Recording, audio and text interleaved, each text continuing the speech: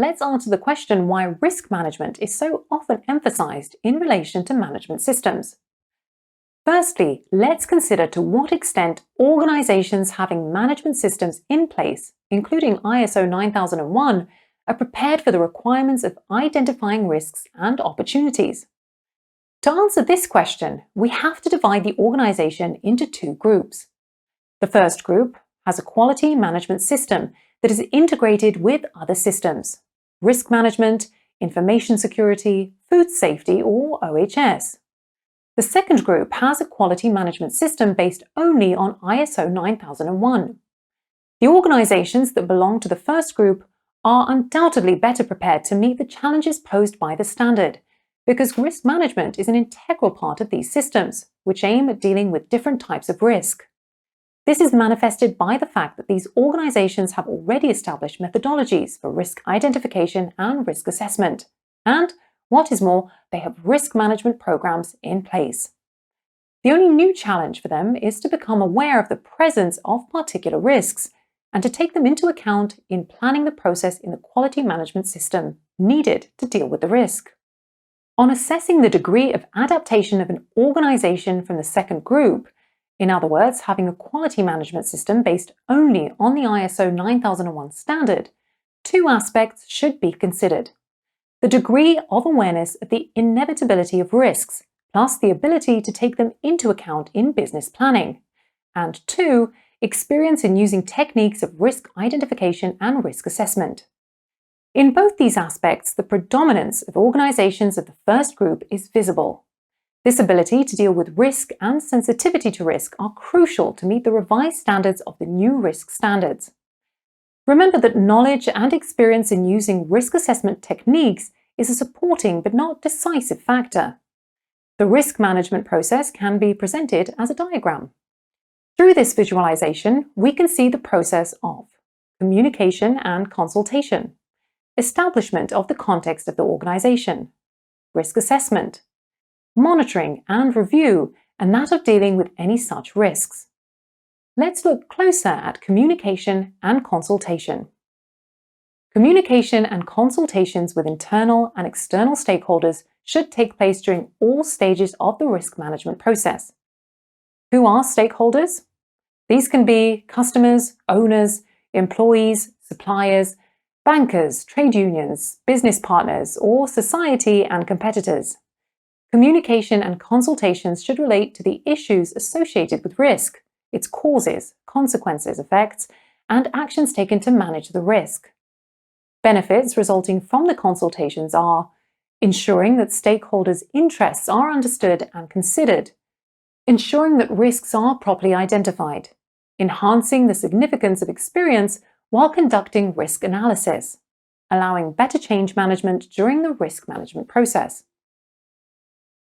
Another aspect is to specify the context through determining the context of the organization, in how it presents its goals, defines the external and internal parameters included in the risk management, establishes the scope and criteria of risk for management system processes.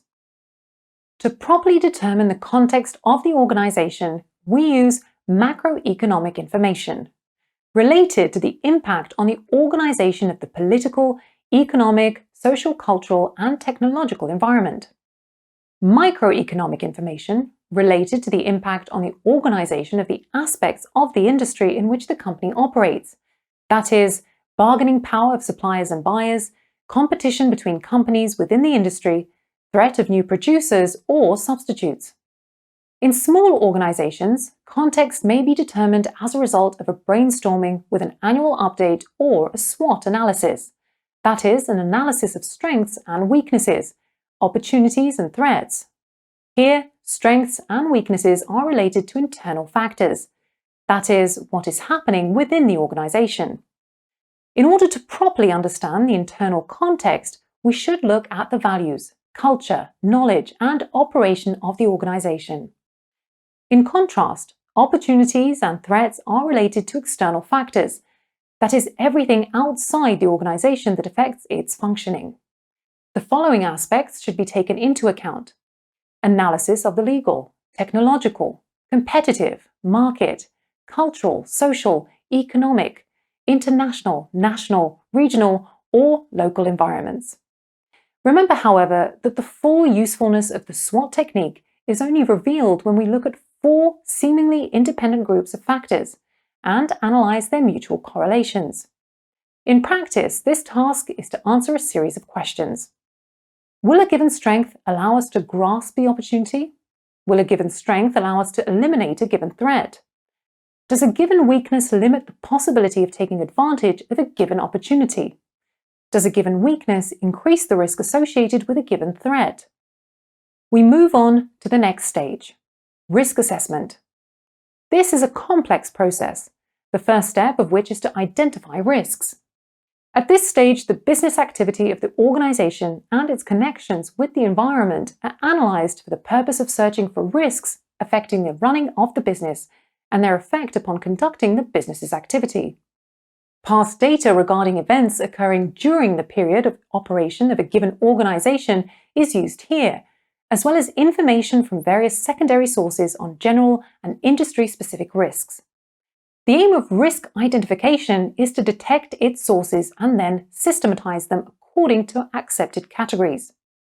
Risk identification is a repetitive process, carried out repeatedly at scheduled periods of time or when new risks or opportunities are identified.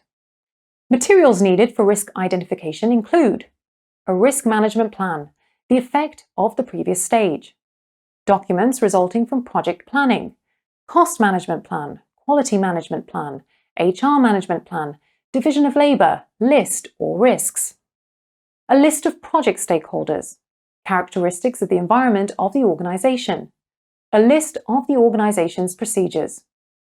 Many techniques are used to identify risks.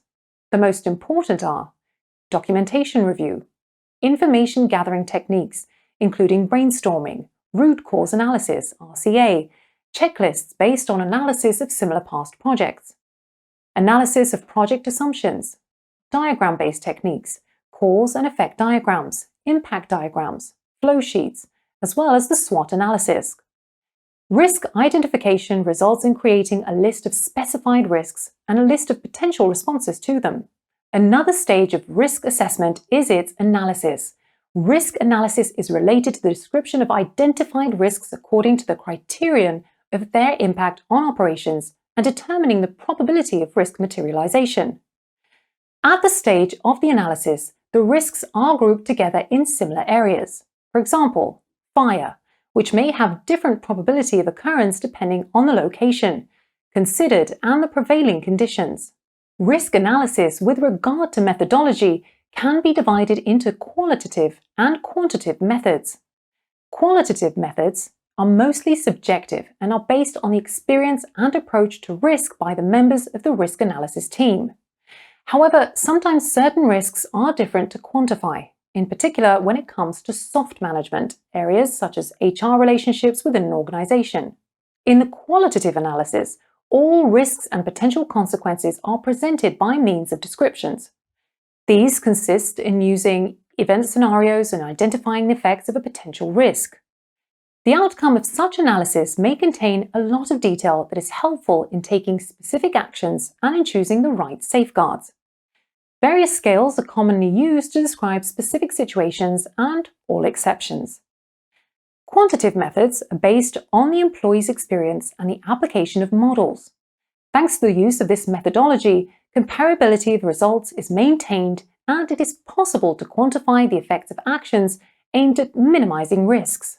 In applying this method, it may be problematic, however, to quantify the effects and probabilities and to relate reality to the assumed numerical ranges and the sometimes uncritical acceptance of finished models. In the quantitative approach to threat estimation, it is important to determine 2 main parameters. In other words, the value of the effect and the probability of occurrence of a given risk. The effects may be determined by evaluating the results of events or by extrapolation on the basis of the past data. The effects can be expressed in different categories: business, money, technical, operational, HR, law, good name. Which method is better? Both qualitative and quantitative methods have their strengths and weaknesses. Qualitative methods, for example, are often too general and do not accurately identify needs with regard to risk control. Due to this fact, most organizations use mixed methods. By using the mixed method, we can calculate the risk priority for each threat. For each risk, the frequency of occurrence should be determined on a scale from 1 to 3, where 1 means low frequency, 2 stands for medium, and 3 is for high frequency. We then determine the scale of the probability of a given risk within the organization. This is as follows: 3 high probability, 2 medium, or 1 low. When we know the priority of risk and its frequency, we multiply these two values together to determine the priority of risk. In this way, we receive a list of risks on a scale from 1 to 9.